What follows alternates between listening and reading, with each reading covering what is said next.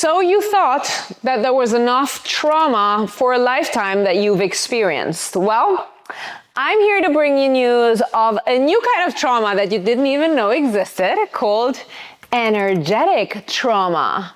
And in this video, I'm going to break down for each energy type what the number one thing is that is keeping you stuck from not actually seeing magnetism, finding energetic alignment, and experiencing that incredible frequency coherence that allows you to attract the right people and opportunities into your life. So this is going to be an in-depth, straight to the point, finger in the wound. Okay, I'm gonna poke my finger in the wound so that you scream, get out of it, and get your action going, because most of the time, the reason why you're sitting here watching this video is because you hope that if you know more, you will be able to have more change in your life. But the brutal truth is, you guys tell me in the comments that you like when I'm getting spicy. This is spicy content. No, this sounds like sexual. This is not. Crispy. This is, I went wrong, down the wrong. This is not what I'm talking about. You guys tell me that you like it when I'm being a bit, on the edge and I'm crispy. This video is gonna be one of those videos where I'm gonna tell you the truth that nobody wants to tell you, that you don't wanna hear. Because when we don't hear it, we're like, blah, blah, blah, blah, blah, blah, blah. This works for a 6-year-old, okay? We're grown adults. We gotta get our shit together. Life's important. You matter. Your gifts, your purpose, you matter. Don't forget that. The world wants to try to convince you otherwise. You matter. You're unique. You're special. You've come here with a purpose. I'm going to help you find it. In this video, I'm going to tell you, stop learning so much. Start actioning more. Stop hiding behind information. Stop thinking, if I just watch another video, but please keep watching videos because, the views really help. But if I just keep watching another video and I learn another thing and I read another post, get yourself into embodying. Get yourself into living it out. Get yourself into expanding. Get yourself into feeling uncomfortable. Get yourself into moving through resistance. That is the thing that is going to break you free and help you create this new reality that you know you're meant for. But for now, I'm going to give you the key so that you understand, because I am somebody who needs to understand. My brain is an open loop. Until I don't understand, until I don't have clarity, that shit will be ruminating in my mind for forever. Thank you, Open Crown. Thank you, Open Ajna. No. So if you're anything like me, this video is presented to you for your clarity of mind so that you understand what the F is keeping you stuck. Let's go. Let's start with the reflector. Your biggest energetic trauma is around your identity, because all your life you had nothing within you to hold on to because you're completely open. And so you're constantly absorbing the identities of the people around you. And so because nobody taught you what it means to be seen for you, for yourself, and you are this constant mirroring of your environment and the people you've grown up with, it can feel like you are drowning in the family picture, that you are drowning in the environment that you grew up in, that you are just this gray mouse, that you're just this repetitive one-on-one copy of the shit that you've seen, the way that people dress, the way that people speak, whatever. If you have had the luck, the experience, the capacity, the sensitivity, or just, by chance, because everybody's soul's experience is different, and you have been supported in your uniqueness, my favorite character reflector to take as an example is Phoebe from Friends. Smelly cat, best song in history of all songs. Phoebe's a freaking reflector. She's all over the place. She dresses a bit weird. She's we don't really know what she is. She's just floating along, but she stands out. She has character. She's different. She's weird. She's embracing it. And so understanding that this fear that you have constantly of I'm not being seen for myself, is because you are holding on too tight to an identity that isn't your own. And so the number one practice that is going to get you out of stuckness is not reading more information about reflectors. It's not asking me where the reflector content is. Here it is, right here. reflector content for my beautiful reflectors. It is all about breaking free from who you thought you had to be and really narrowing down on how you can embody who you want to be. And that starts, again, with knowing your worth, your values, your standards, and what life you want. If you want a quiet life on the outskirts of some Scottish land doing witchy shit, stop working in a 9-to-5 corporate America.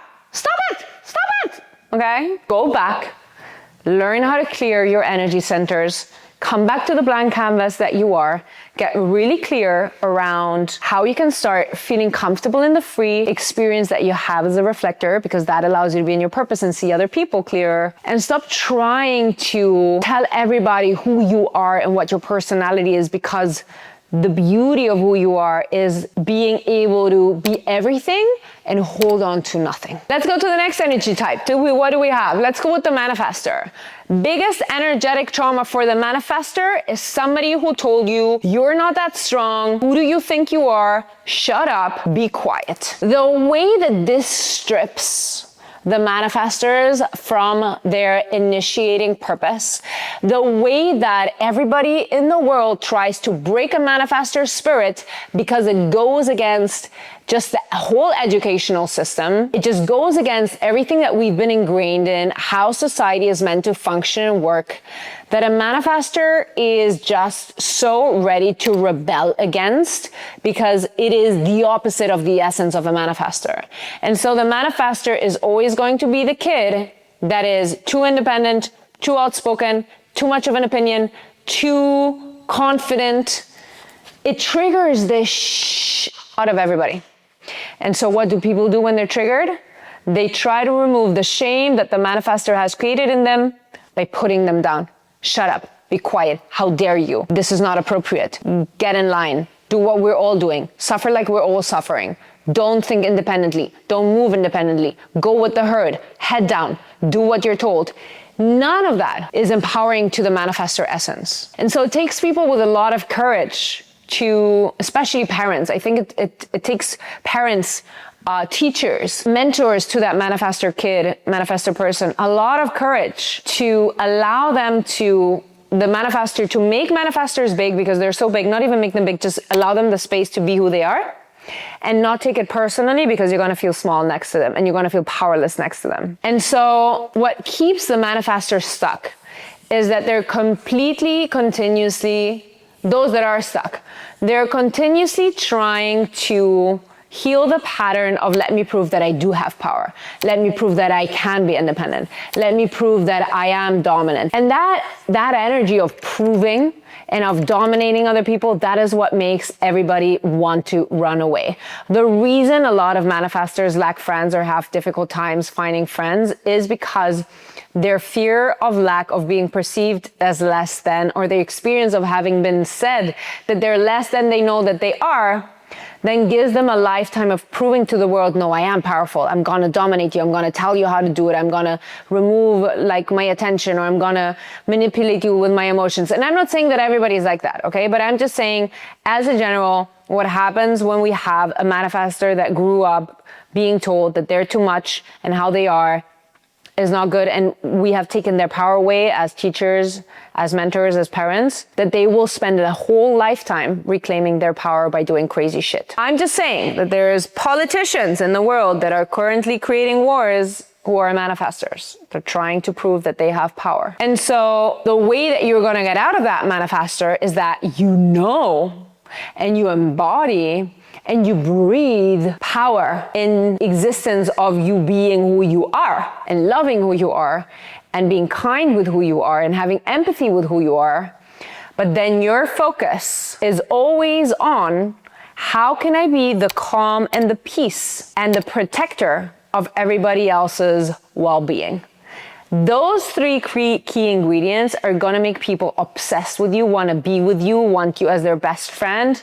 They will come to you every single time that they're scared, where something's unstable or they're fearful, because they know that under your umbrella, under my umbrella, Ella, they're gonna be protected. Let's move on to the generator.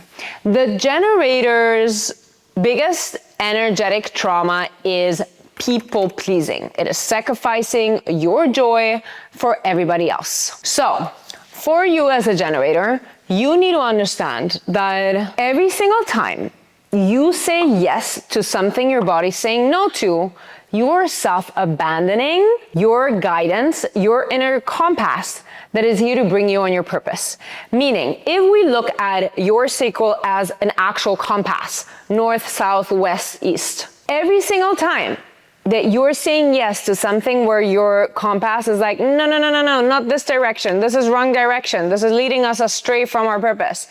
Every time you say yes, the frequency of your compass gets messed up. And it's like, oh, north was there, but now with this confusion, north might be, I'm not sure where north is. Ooh. Every single time. And what will happen is that at some point, if you're saying yes all the time to shit your body's saying no to, the compass is going to be like, and it's just going to spin on its head. And you're going to be like, I don't know where up and down is. I don't know where left and right is. I'm too tired. I'm too exhausted. There's no direction. I have no idea what I want, where I want to go. I'm burned out. I don't know what I like. I'm super confused. Who am I? What am I supposed to do with my life? And so the reclaiming of your sovereignty comes through conscious communication and delegating. And so as a generator, your joy is non-negotiable. And yes, there will be sacrifices. And yes, frustration might come up. I get so many questions of like, oh, I'm a mother. Full stop. You don't need to explain. I understand. There are seasons in life. We cannot expect to always only do things that are 100% in alignment. There's season of life in my business where I work too much, where I'm not doing the 3 max hours I should be doing, and I do 7. Why? Because, okay, so this is like the month before summer vacation. I told my daughter I wouldn't put her in summer school. I need to be present, yada, yada, yada. Well, I sacrifice some shit. It will be fine. It's what I need to do to keep my family happy. It's what I need to do to be a parent of responsibility. It's what I need to do so that my consciousness feels good.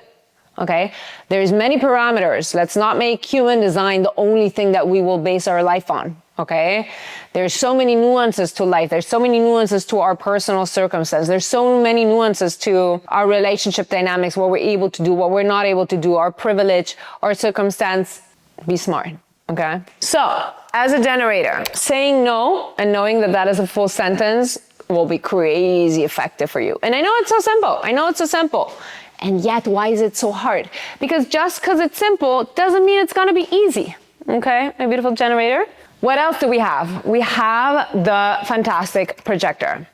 So the number one thing that is keeping a projector stuck is the experience of having been disappointed by the masculine energy. So this can be from a male perspective. This can be from a female perspective. I'm going to talk about the female perspective because I know most of my audience is female and because also I am a woman. The fact that I grew up with a masculine figure that was not protecting my feelings and my emotions and that I didn't feel safe around has supported my delusion and becoming incredibly independent. And I do need a man and I do love men and I love a relationship with a man. This doesn't matter what. I love them in work. I love them in romantic situations. But the truth is, the reason that I've struggled so many years as a woman being a projector in receiving and waiting, in laying back and letting things come towards me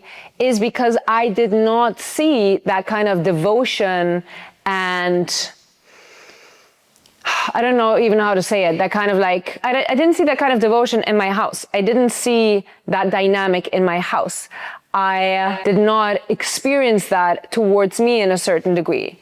And what I'm trying to say is just like as a woman being a projector, if you have an unhealthy image of or an unhealthy experience with the masculine men, meaning your father, meaning your brother, meaning your uncle, meaning whoever is the man that has been close to you when you were growing up, you will then bridge the gap. You will then make sure that you will never be dependent on a man that can hurt you. You will make sure that you will not allow a man to give you anything because that will mean that you're dependent on them. And if you're dependent on them, you can't leave. You're not free. You're tied to their manipulations, to their way of moving through life.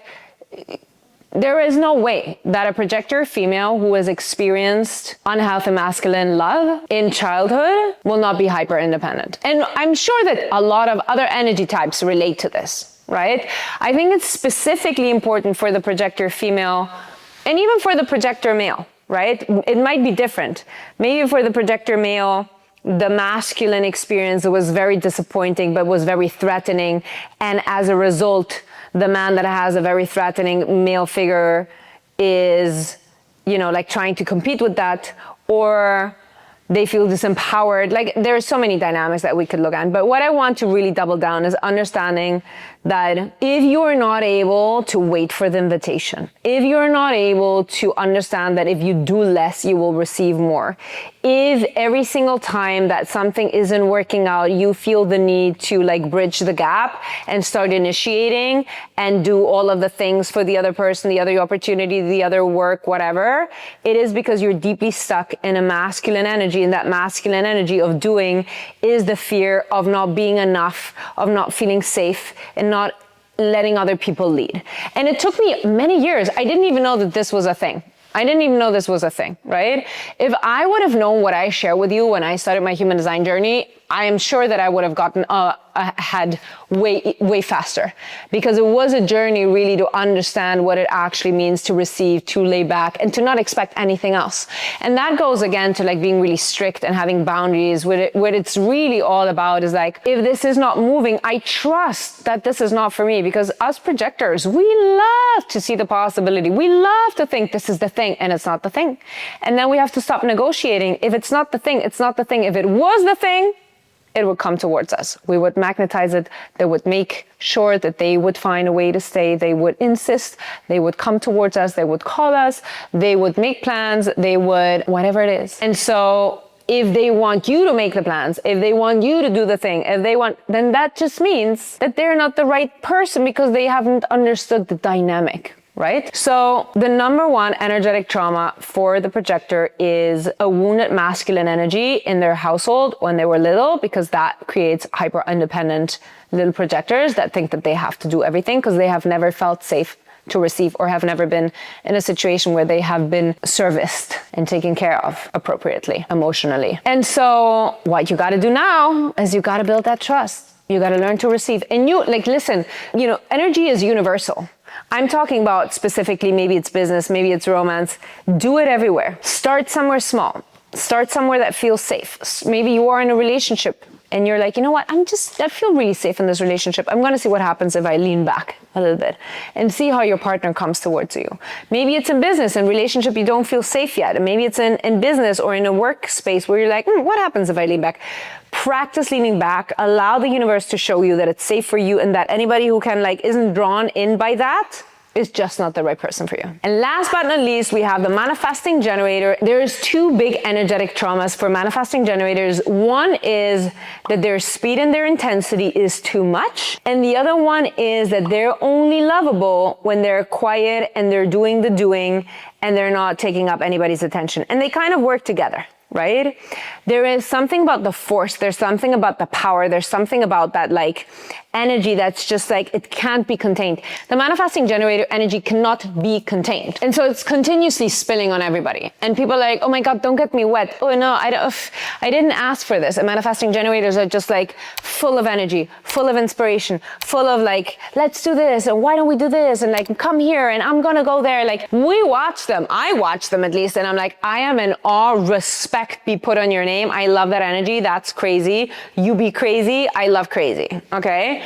But there's people who are more sensitive. There's people who get triggered by it. There's people who feel the need to put you down. And I think this is one of the biggest experience of manifesting generators is the people in their life, the people they choose in their life being oh, you're way too fast. Why didn't you slow down? This is too much.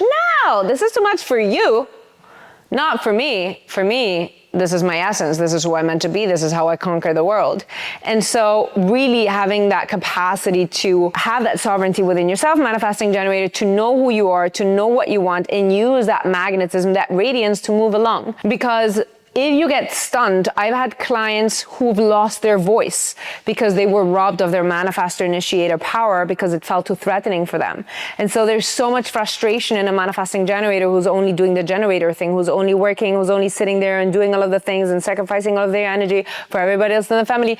Just because you have that energy doesn't mean you need to sacrifice this for everybody else. Because the most common experience is that you're stuck. You are like this fireball that is stuck, and you're just like spreading your energy, losing your energy, spitting that fire, but you are actually not moving. You're like in place. So you're getting burned out without going anywhere. And you're like, why am I doing all of the things for everybody else, but I'm not moving ahead, and I'm drained and I don't have energy and I don't even know what I want anymore. And so as a manifesting generator, you need to be proud to embody the yin and the yang. You need to like unapologetically be the tomboy and be the feminine archetype. You're allowed to switch and move in between these two lanes. You can be absolutely unapologetic about who you are and how you are, and really discern if there's somebody who is trying to rob your energy from you, if there's somebody who's trying to control you, if there's somebody who is trying to like, you know, watch your every move. Like I remember I had a friend, manifesting generator,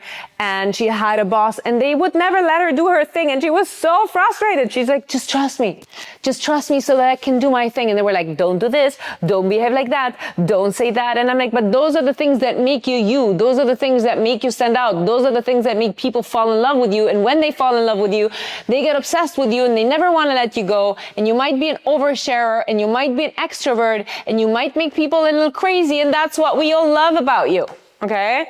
Stop allowing other people to take your light. Stop making yourself small so that other people feel comfortable. Don't believe the narrative of you are too much. Yes, you are too much. Let them find people who want less, is what I'm trying to say. Yes, you are too much. And some people will love you for it and other people won't. And those that won't, you need to be responsible for your own environment and for cultivating people around you that want to see you shine and aren't threatened by your energy and by like your power. And you just need to set a boundary and be like, okay, you think I'm too much, go find less. I'm going to be much with other people who love me being a lot. End of story. My beautiful souls, I hope that this little energetic trauma will help you understand what is the mindset that is keeping you stuck and how you can finally remove the shackles of whatever is making you feel small, inappropriate, so that you can step into this full, beautiful, authentic, shiny, radiant, magnetized version of yourself. As always, share this with your community. Let me know in the comments what thoughts you have. Let me know if anything resonated. If you want me to do a specific video on any subject specifically to go even deeper into it. And remember, I don't care what anybody says. I love you.